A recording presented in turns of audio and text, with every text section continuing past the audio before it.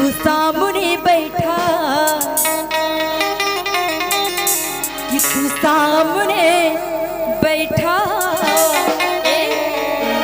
कि हम देखत रह जाते।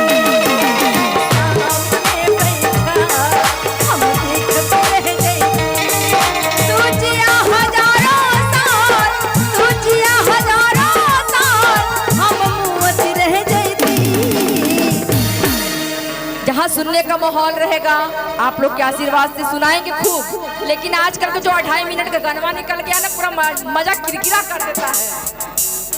कि तू सामने बैठा,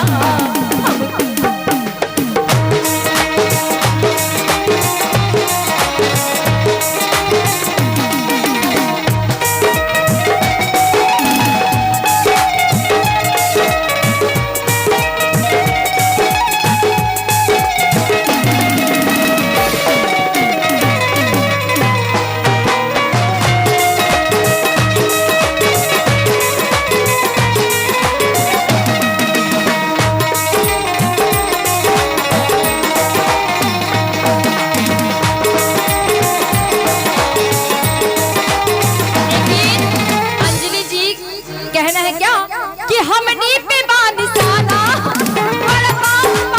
जमाना, यही से गांधी जी का बरवा उड़ गल है। आजकल का फैशन निकल गया है मुंह में डालने वाला, इन लोग चाट चाट के गांधी जी का बरवे उड़ा दिए। गांधी जी इतने अच्छे हैं, हाथ में देना चाहिए। सही बात है। घोर कलयुग किसी को कहते हैं, कलयुग खत्म होने वाला है। हमको लगता है कि भटयुग आ ही गया है। कि हमने पे बानिसाना हमने पे बानिसाना सब लोग जानता वो हर ना तू कुछ हो कहा तो ना हम कुछ हो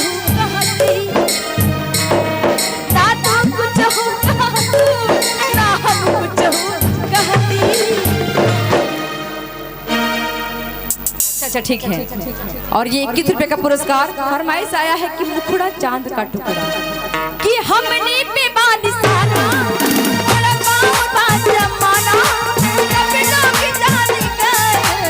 तो हर हमार फसाना, ना तू कुछ हो कहा तो ना हम कुछ हो कहती, ना तू कुछ हो कहा तो ना हम कुछ हो कहती, कि तू सामने बैठा, कि तू सामने बैठा, कि हम देखते रह जाते।